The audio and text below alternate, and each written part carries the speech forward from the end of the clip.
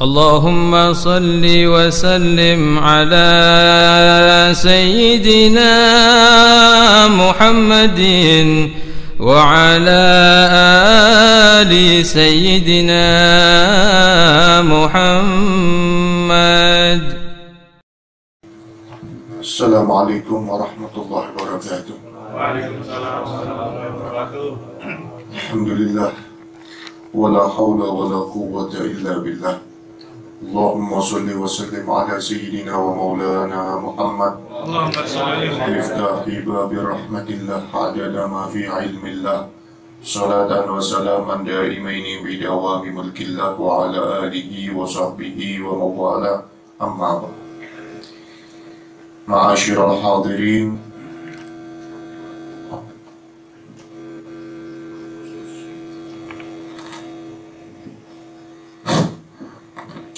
Al-Habib Mustafa Al-Atas dan Al-Akh Uthman, mudah-mudahan senantiasa semuanya dirahmati Allah Subhanahu wa Ta'ala. Amin. Syukur Alhamdulillah, pada malam hari ini Allah Subhanahu wa Ta'ala kumpulkan kita semua untuk bersama-sama membaca hadrah Masaudan. Mudah-mudahan berkat hadrah ini Allah berikan keselamatan kepada kita dunia akhirat. Amin. Ma'asyiral hadirin rahimakumullah. Pembacaan kitab Syarhul Ainiyah masih meneruskan Al-Qawlu fi Syarah. Qala al-muallif rahimahullahu ta'ala wa nafa'ana bihi wa bi'ulumi fid dharain amin.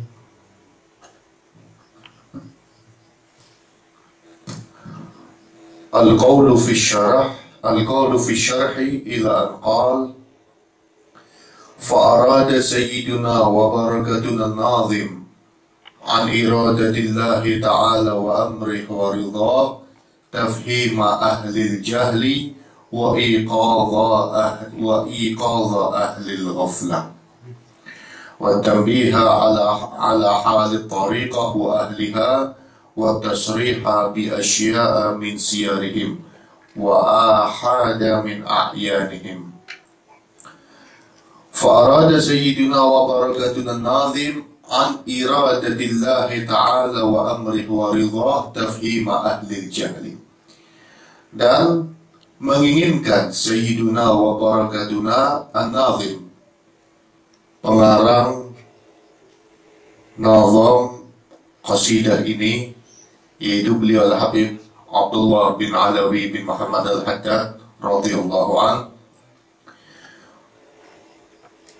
Beliau menyusun nazam qasidahnya yang tersusun atau yang terkumpul dalam Diwanul Haddad, dan yang salah satunya disyarahi oleh Al-Habib Ahmad bin Zain Al-Habsyi.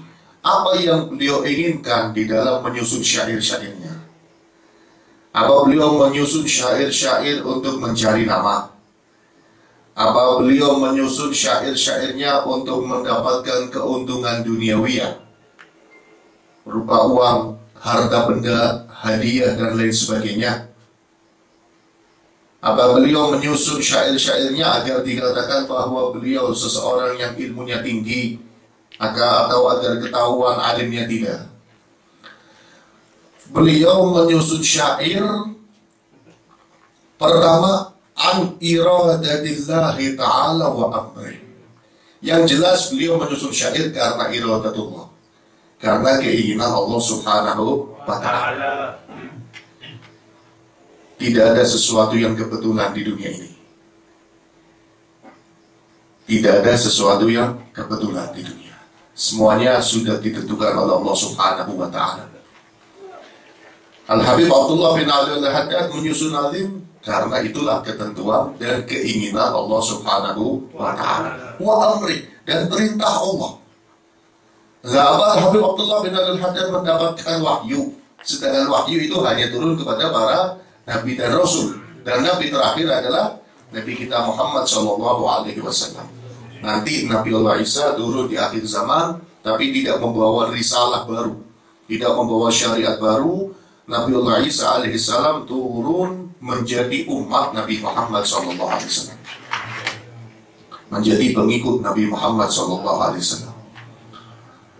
Adapun Al-Habib Abdullah bin Alawi Al-Haddad menyusun nazim perintah Allah Subhanahu wa Ta'ala ini di alam barzakhi mungkin, seperti yang terjadi kepada Abu Yazid Al-Bustami. Al-Imam Abu Yazid Al-Bustami setiap sholat beliau langsung menyaksikan Allah Subhanahu wa Ta'ala. Jadi kalau Nabi Muhammad SAW bersabda, as-salatu mi'rajul mu'min, sholat itu mi'rajnya orang yang beriman. Nabi waktu mi'raj berjumpa dengan Allah Subhanahu wa Ta'ala. Perjumpaannya orang yang beriman dengan Allah adalah ketika sholat. Dan Abu Yazid Al-Bustami merasakan itu secara hakikatnya, berjumpa dengan Allah Subhanahu wa Ta'ala. Jangan heran kenapa aulia bisa berjumpa dengan Allah Subhanahu wa Ta'ala seperti yang terjadi kepada Nabi kita Muhammad Sallallahu Alaihi Wasallam. Karena apa? Nabi sendiri mengatakan ulama ummati ka anbiya ibani Israel. Ulama umatku itu seperti nabi-nabi di zaman Bani Israel. Jadi mukjizat semua nabi ada pada beberapa ulama di zaman Nabi Muhammad SAW. Contoh, Nabi Isa beberapa kali menghidupkan orang yang mati. Sunan Ampel menghidupkan tukang sapunya sampai 3 kali. Ada yang dikenal dengan Mbah Soleh. Sampai terakhir Sunan Ampel yang meninggal duluan, Mbah Solehnya masih hidup. Mungkin kalau Sunan Ampelnya masih hidup, Mbah Soleh udah meninggal duluan, dihidupkan lagi beberapa kali. Sehingga kalau kita ziarah Ampel itu makamnya Mbah Soleh ada 3. Meninggal, dihidupkan, suruh nyapu mesin lagi. Meninggal lagi, dihidupkan lagi sama Sunan Ampel. Meninggal lagi, dihidupkan lagi, Sunan Ampelnya meninggal duluan. Apa yang tidak terjadi? Ada semuanya. Hanya satu, keistimewaan Nabi yang tidak mungkin terjadi kepada ulama zaman sekarang hanya satu, yaitu lahir tanpa bapak. Itu hanya terjadi kepada Nabiullah Isa alaihissalam. Semuanya pasti. Atau mungkin Allah berikan kepada beberapa ulama, beberapa orang soleh, beberapa kekasih Allah dari umat Nabi Muhammad SAW. Kalau sekarang lahir tanpa bapak, kelihatannya aja bapaknya yang tidak ketahuan.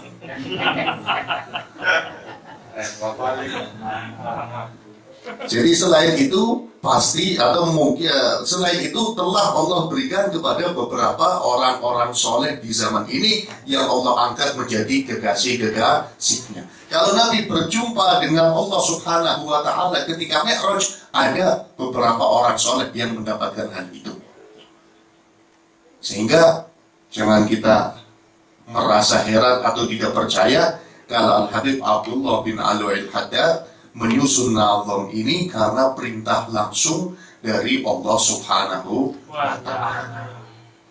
Bagaimana caranya? Itu bukan pembahasan kita. Itu bukan pembahasan kita.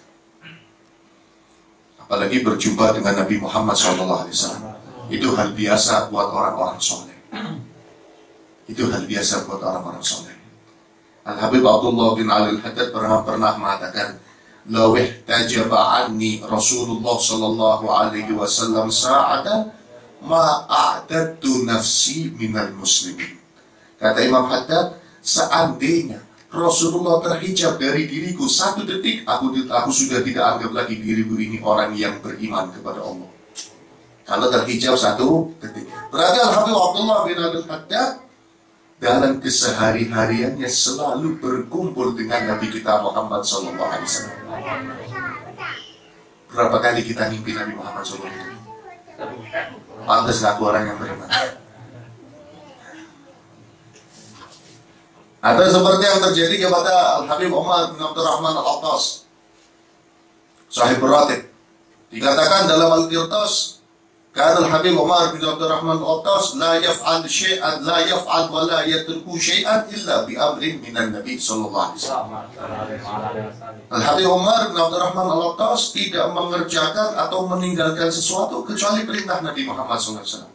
Mau makan nunggu perintah Nabi Muhammad, berhenti dari makan nunggu perintah Nabi Muhammad, mau minum nunggu perintah Nabi Muhammad, Berhenti dari minum, nunggu perintah Nabi Muhammad. Istirahat, nunggu perintah Nabi Muhammad. Bangun, nunggu perintah Nabi Muhammad Sallallahu Alaihi Wasallam.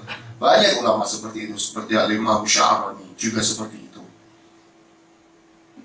Itu diantara keistimewaan ulama, orang-orang soleh, aulia dari umat Nabi Muhammad Sallallahu Alaihi Wasallam. Nah, tujuannya Imam Haddad menyusun nazam ini karena perintah Allah Subhanahu wa Ta'ala dan keinginan Allah Subhanahu wa Ta'ala. Tujuannya untuk apa? Tafhima ahlil jahli, memberikan pemahaman kepada orang-orang jahil.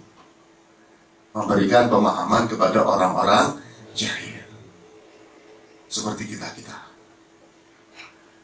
Yang kedua, wa iqadha ahlil ghaflah, dan untuk membangunkan orang-orang yang sedang lalai.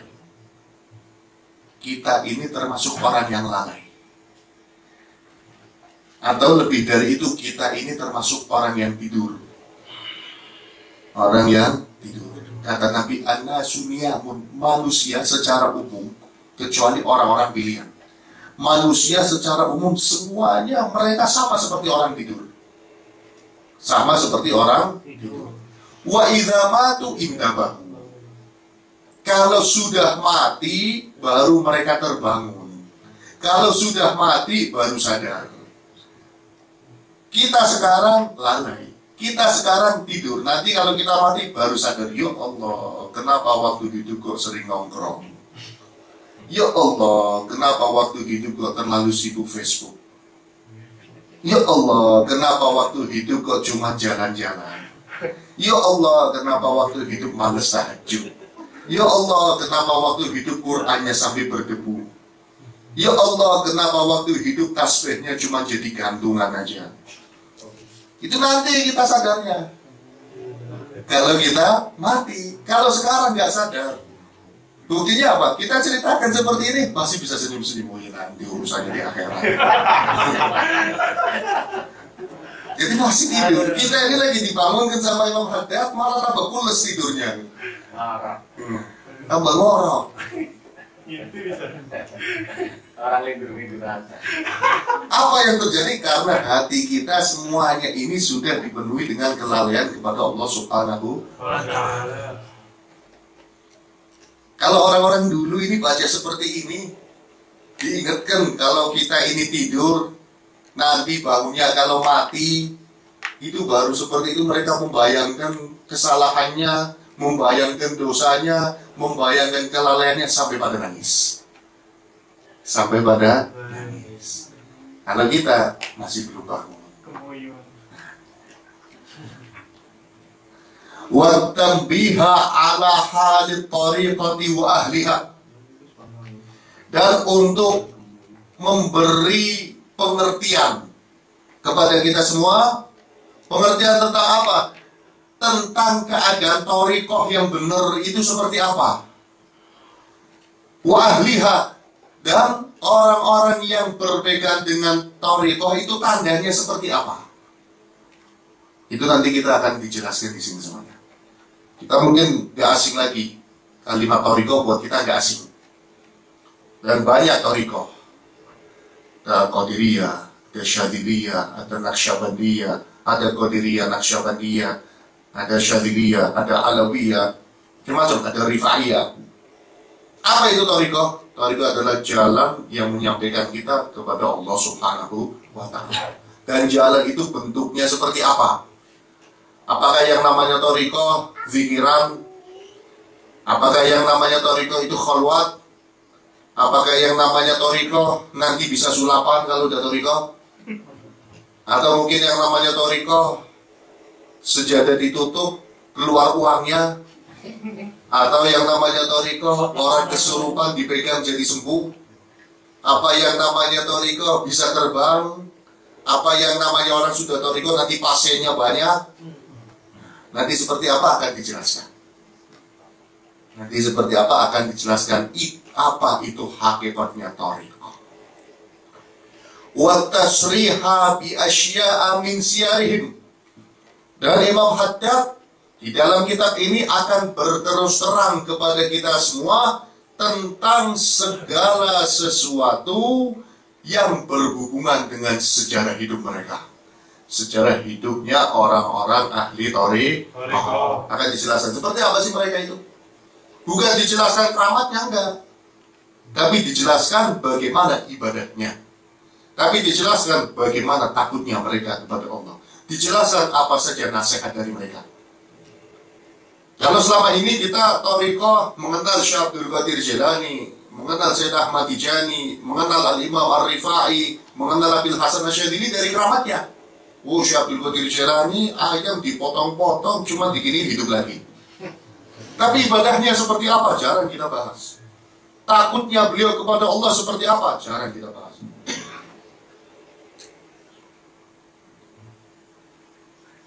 Oh, Habib Fulan bisa turunkan hujan susu. Iya, memang ada. Tapi ibadahnya seperti apa? Takutnya mereka seperti apa? Itu jarang kita bahas. Oh, Abil Hasan Asyadili Hizbun Nasrnya dibaca bisa sakti. Iya. Tapi Al-Imam Abil Hasan Asyadili itu ibadahnya seperti apa? Takutnya seperti apa? Setelah itu, apa saja nasihat dari Syekh Abdul Qadir Jilani untuk kita? Apa saja nasihat dari Imam Abil Hasan Asyadili untuk kita? Apa saja nasihat dari aulia untuk kita? Jadi kita ini kenal aulia, jangan dari keramatnya. Keramat itu bukan inti. Keramat itu kalau kita film, itu iklan. Keramat itu hanya iklan. Kalau kita hanya memperhatikan iklannya saja, kira-kira jalan sinetronnya kita paham apa enggak? Kalau kita hanya memperhatikan keramatnya aulia saja, sejarah hidupnya keseluruhan seperti apa, kita nggak paham akhirnya. Dan yang ada dalam pikiran kita akhirnya khayal keramat. Nanti kalau saya thariqah itu berarti ayam mati bisa hidup lagi. Kalau saya ikut thariqah bisa jadi nanti nyembuhin orang enak ini buat mata pencaharian. Hanya itu akhirnya. Dan orang yang thariqahnya karena hanya kenal keramatnya, di hatinya saya yakin gak ada cinta kepada wali. Yang ada di hatinya hanya pengen punya keramat, pengen punya keramat. Karena apa? Belum kenal dia sama wali itu seperti apa. Sehingga, yang penting thariqah dibaca Hizbun Nasr, baca ini, baca wirid ini, baca ini. Kumpul baca manaqib buat apa? Iya, ini saya lagi punya hajat, toko lagi sepi, ayo baca manaqib. Ini anak istri belum lahir-lahir, ayo baca manaqib. Wah, ini ada orang yang kesurupan, kita bacain manaqib. Wah, ini rumah belum laku, bacain manaqib. Tanah belum laku, bacain manaqib. Apalagi? Belum nikah, bacain manaqib. Jadi seakan-akan yang namanya manaqib itu semacam apa ya? Semacam sesuatu yang intinya keramat gitu. Intinya urusan dunia. Padahal di manaqib itu sendiri kan diceritakan bagaimana ibadahnya Syekh Abdul Qadir Al-Jilani, bagaimana mujahadahnya Syekh Abdul Qadir Al-Jilani, bagaimana akhlaknya Syekh Abdul Qadir Al-Jilani, bagaimana beliau menghargai orang lain, bagaimana sedekahnya, bagaimana beliau bantu orang lain. Itu yang lebih, yang inti itu, dan yang wajib kita ikuti itu. Nasihatnya apa itu? Bukan keramat. Kalau keramat itu iklan. Keramat itu iklan. Faqad qala radhiyallahu anhu wa ardahu amin. Ya sa'ili an abradi wa madami'i wa tanahhudin tartajju minhu adhali'i. Ya sa'ili, wahai orang yang bertanya kepadaku, an abradi, akan kesedihanku, wa madami'i, akan air mata yang selalu mengalir dari mataku, wa tanahhudin, dan imanku yang sangat kuat, tartajju minhu adhali'i, sampai tergetar karena keimanan tersebut, adhali'i, semua tulang rusukku. Ay tataharrak, li'annahu ala amrin. Yang dimaksud di sini Imam Haddad tulang rusuknya bergetar karena beliau dalam sebuah keadaan. Dalam sebuah keadaan. Nah, orang-orang itu pada tanya, ya wahai Imam Haddad, kenapa engkau begitu bergetar tulang rusuknya? Dalam artian bergetar karena terus-menerus beribadah kepada Allah Subhanahu wa Ta'ala. Kenapa kok seperti itu keadaanmu wahai Imam Haddad? Dan kenapa engkau selalu menangis? Orang-orang pada tanya, ayu amrin, apa yang bikin engkau menangis? Wa mujibil ibrati alaihi wasilani dam'i. Dan apa yang membuat engkau bersedih, dan apa yang membuat matamu selalu mengalirkan air mata wahai Imam Haddad? Apa yang menyebabkan itu semua? Kenapa engkau selalu menangis? Kenapa engkau selalu bersedih? Kenapa engkau selalu bergetar tulang rusuknya? Dalam artian selalu ibadah kepada Allah Subhanahu wa Ta'ala. Kenapa imanmu begitu kuat? Apa yang menyebabkan itu semua?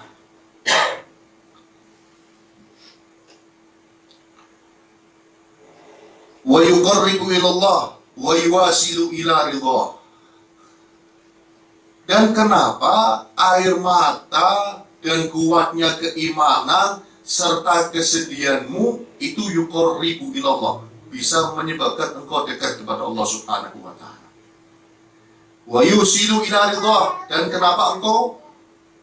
kenapa air matamu dan kesedihanmu serta kekuatan imanmu bisa menyebabkan engkau mendapatkan ridha Allah Subhanahu wa Ta'ala? Orang-orang pada tanya. Nah, ini yang ditanya oleh orang-orang dulu. Wa isyraqi an-nuril imanir rabbani wa insyirahil ilahi. Dan apa yang menyebabkan cahaya keimanan muncul dari tubuhmu? Muncul dari tubuh engkau wahai Imam Haddad. Apa yang menyebabkan itu semua? Ini orang-orang dulu. Ini orang-orang dulu. Jadi orang-orang dulu itu datang ke ulama tanya, wahai Imam Haddad, kenapa engkau bisa rajin ibadah? Beritahu kepada kami agar kami bisa ikut rajin ibadah. Wahai Imam Haddad, apa yang menyebabkan engkau selalu menangis? Wahai Imam Haddad, kenapa engkau begitu dekat dengan Allah Subhanahu wa Ta'ala?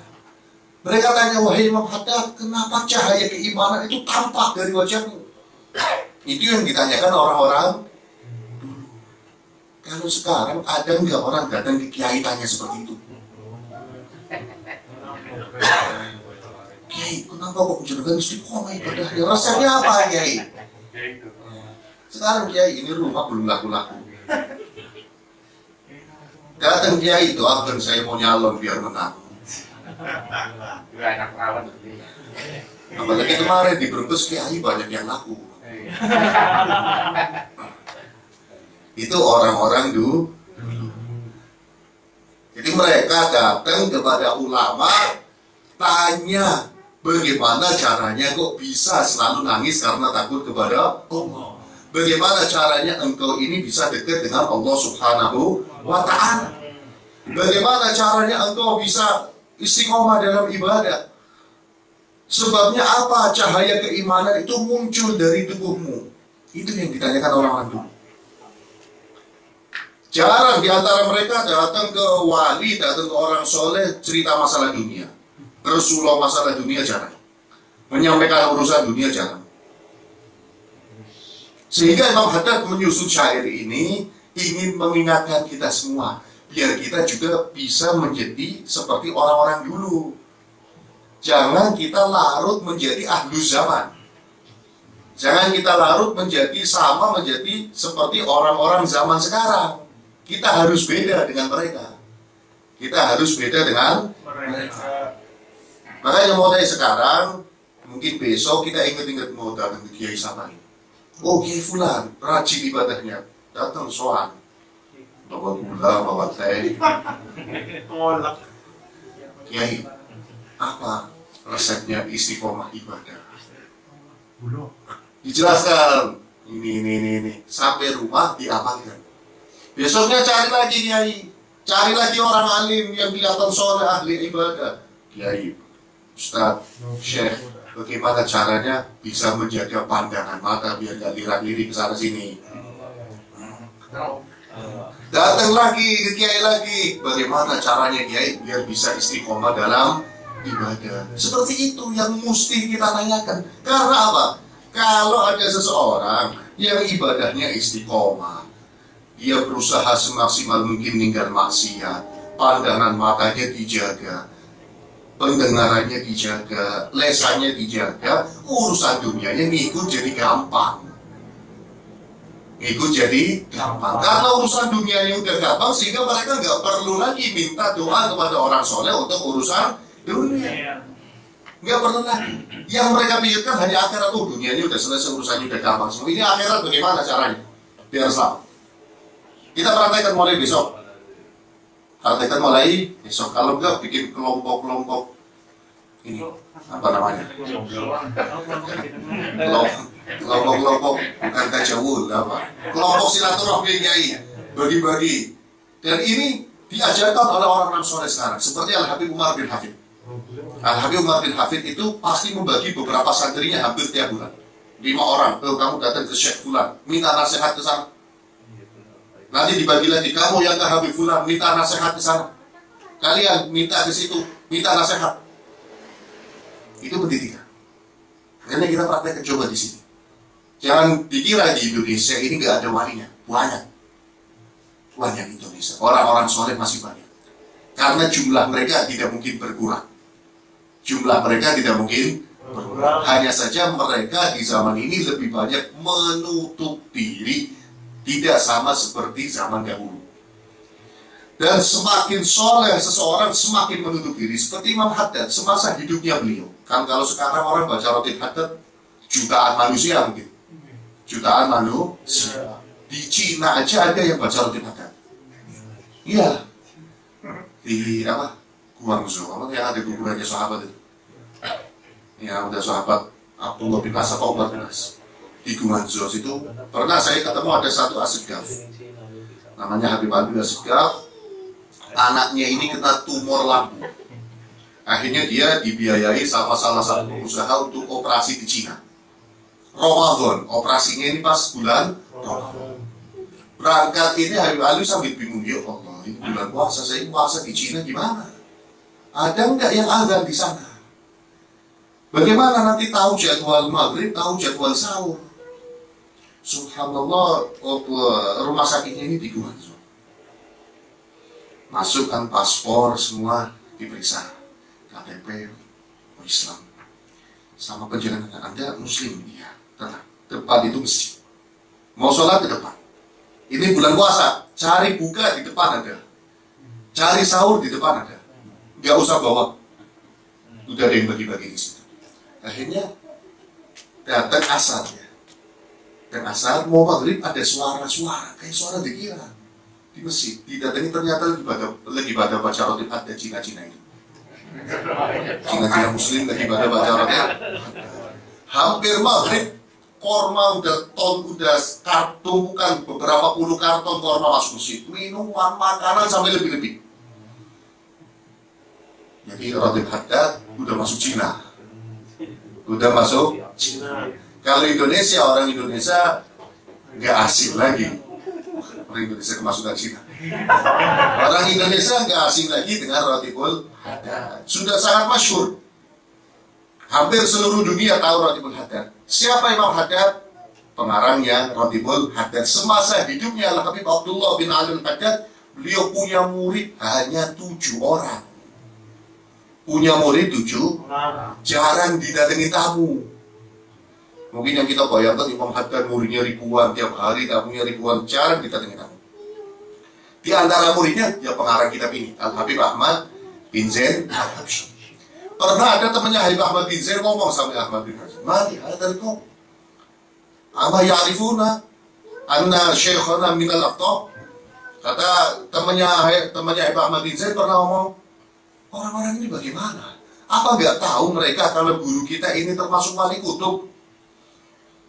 Kata Habib Ahmad bin Zain, "Diam, cukup diam. Hadli wa hadhab saya udah.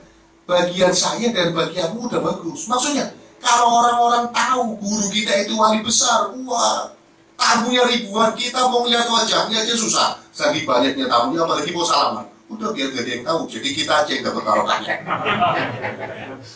Setelah Imam Haddad meninggal baru pada nyesel. Jadi setelah Imam Haddad meninggal baru pada tahu siapa akibatnya Imam Haddad. Baru mereka nyesel. Seperti di Ayu Umar bin Hafid pernah cerita. Jadi ada orang tua punya anak, anaknya ini kurang pintar.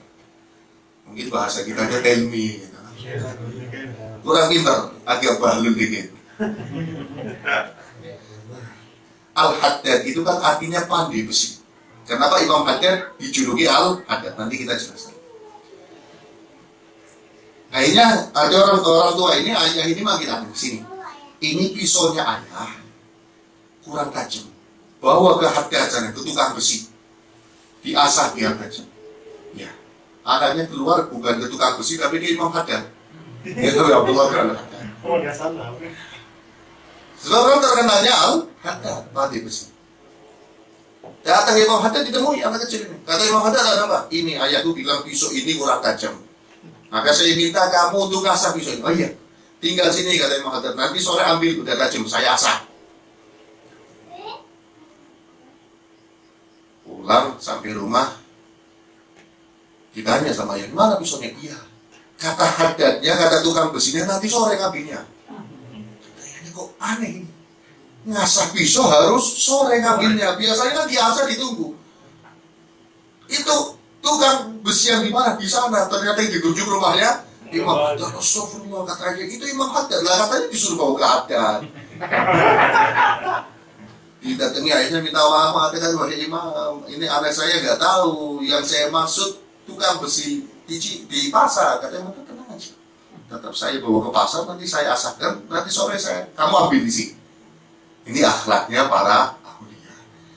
Ya, kalau kiai sekarang disuruh ngasah pisau sama muridnya kayak kira-kira gimana? Kayak ini murid saya, ini pisau saya nggak tajam kiai, tolong diasahkan. Wah, dilaknat, kamu murid kurang ajar, nggak manfaat ilmunya. Itu akhlaknya orang dulu. Nggak membedakan sama sekali.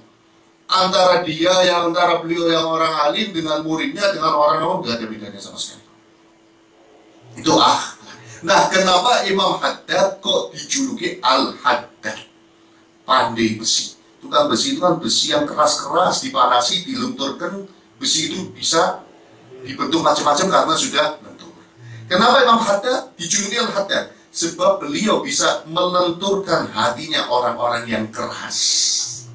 Hatinya orang-orang yang keras kalau udah kena nasihatnya Imam Haddad jadi lentur. Kita aja yang baca kitabnya, Imam Haddad pasti asyik. Hati yang keras dengar bacaannya Imam Haddad langsung gak jadi keras, langsung lentur. Orang lagi marah, lagi emosi, bacain kitabnya Imam Haddad langsung lentur. Tapi dengan artinya, percuma sekarang orang lagi marah-marah kita bacain kitab bahasa Arab, semuanya gak tahu. Karena yang melentur kan bukan maksudnya lafaz-lafaznya ada barokahnya, lafaz-lafaznya ada barokahnya. Tapi nasihat yang difahami itu yang bisa melenturkan hati. Terutama ini, qasidah ini, kalau kita beli kitabnya itu namanya Diwanul Haddad. Itu dikatakan man kana indahu diwan fayakfiyah. Barang siapa yang punya Diwan Haddad, kumpulan qasidah Imam Haddad cukup. Jadi genjimat itu cukup. Jadi ada barakahnya, benar.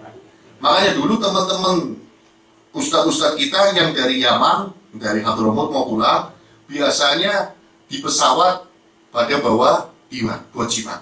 Barang-barangnya kan barangnya banyak, kitab-kitab, baju-baju. Itu setiap barang dikasih diwan.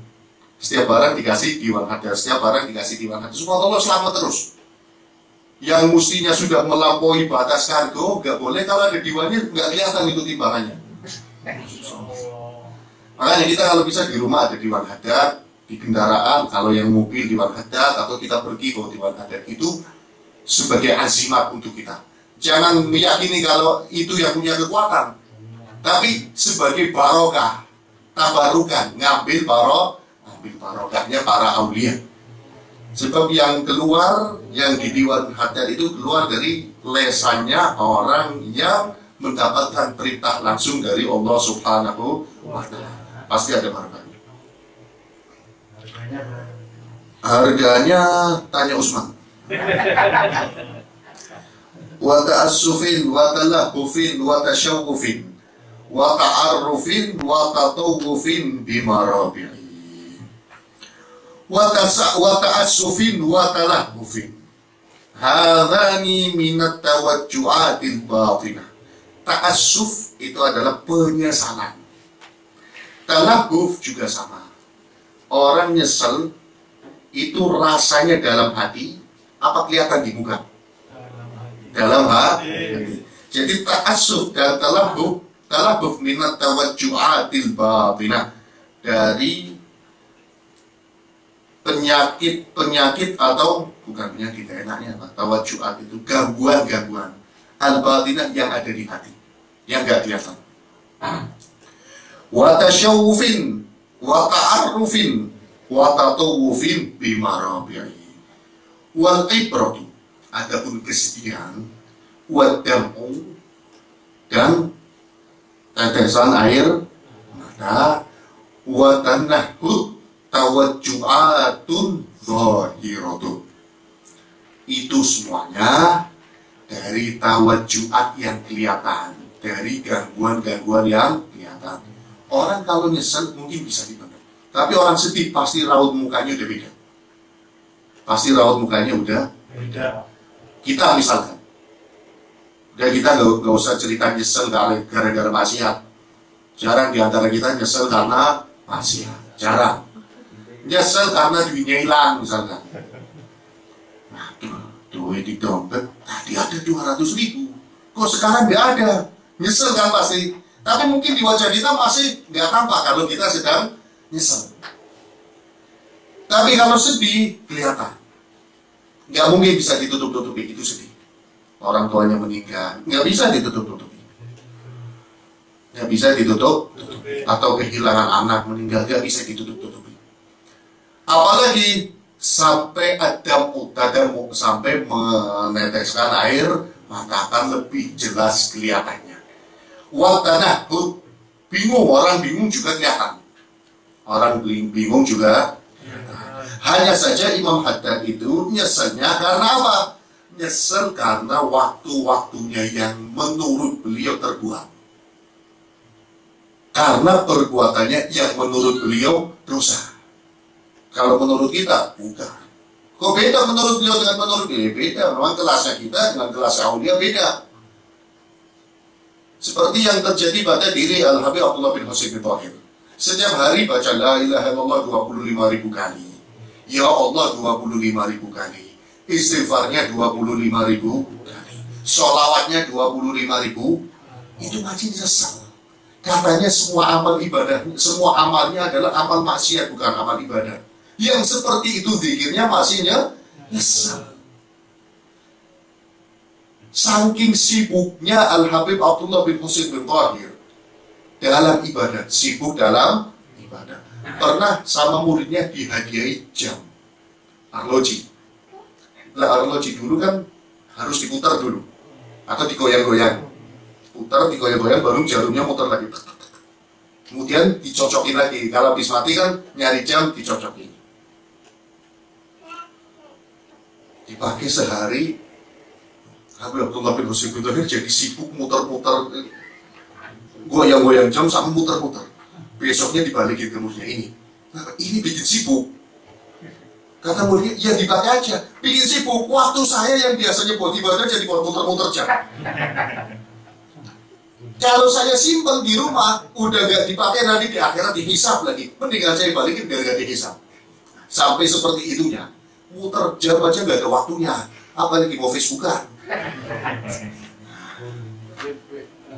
apalagi mau Twitteran, apalagi mau posting di grup WhatsApp. Itu orang-orang dulu. Karena kita sudah membaca sejarahnya orang dulu, ya kita harus menjadi seperti orang dulu. Walaupun nggak sama persis. Karena dikatakan wa kullu khairin biktidai man salaf. Semua kebaikan akan kita dapatkan kalau kita ikut orang dulu. Kalau kita ikut orang dulu. Wa kullu syarrin bibtida'i man khalaf. Dan semua kejelekan muncul karena perkara baru yang dimunculkan orang-orang baru.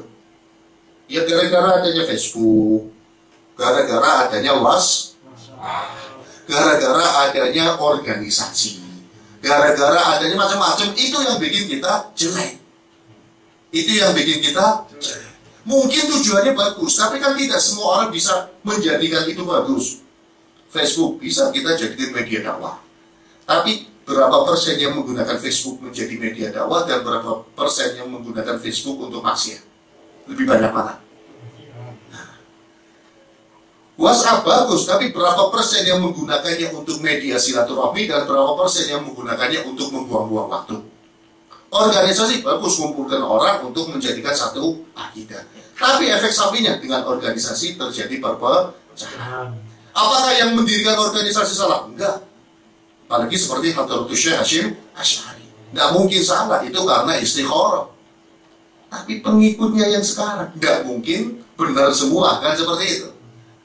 Tapi orang-orang dulu kalau kita ikuti, walaupun kita berorganisasi, walaupun kita pengguna media informasi, walaupun kita pengguna media teknologi, kalau jiwa kita seperti orang dulu, semuanya jadi baik. Semuanya jadi baik. Ya walaupun nggak bisa 100%, ya 50%. Contoh, Abdullah bin Husain bin Thahir, zikirannya sehari 100.000, ya kita nggak bisa 50.000. Oh nggak bisa 50%, 25%. Berarti 25.000. Wah susah. Iya sudah 10%. Berarti 10.000. Nggak bisa. Ya 1%. Nggak bisa 1%. Berarti sama seperti orang sekarang. Kita harus beda. Harus menjadi seperti orang dulu. Wal mujibu li hadhihi tawajju'ati jami'an indirasut tariqati fil asli. Wallahu a'lam bissawab.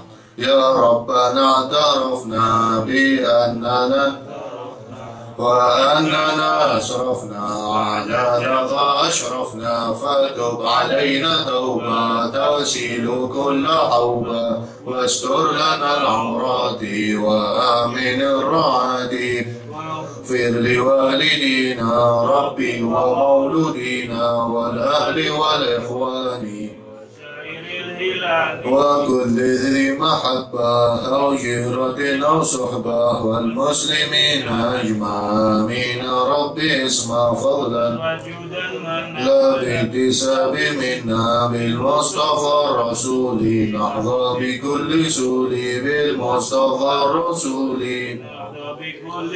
بالمصطفى الرسول نحظى بكل سولي صلى وسلم ربي عليه عد الحب وآله وصحبه عدد تخصص صحبي والحمد للإله تناهي والحمد لله في البدء والتناهي على الذين يتوبون من الصالحين وعلى طول صلى سيدنا محمد وسلم ثم لا رأى من الأنبياء والمرسلين ثم على آله وأصحابه ثم لا رأى الشهود والصالحين والأموال والأئمة الراشدين والأمر العاملين وخصوصا سيدنا محمد وكيف كتاب محمد وعلى ثم لا زال منكم وأصحاب والرشاد بين الدوم وصلوا ثم لا رأى الحبيب الشهود في عبد الرحمن أسمك وصلوا ثم لا رأى سيد الحبيب علي بن حسن وصحب المشهد ثم لا رأى أحمد بن زاد الحبشي وصلوا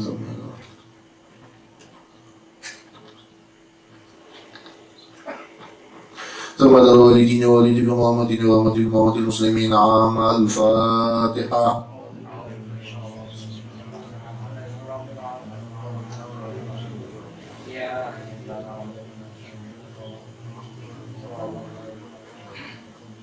ربنا تقبل منا إنك أنت السميع العليم وتب علينا إنك أنت التواب الرحيم. سبحان ربك رب العزة عما يصفون والسلام على المرسلين والحمد لله رب العالمين. Ini saja yang bisa saya sampaikan, mudah-mudahan ada manfaatnya, kurang lebihnya mohon maaf. Billahi taufiq wal hidayah, wa ridha wal inayah wal afu minkum. Assalamualaikum warahmatullahi wabarakatuh.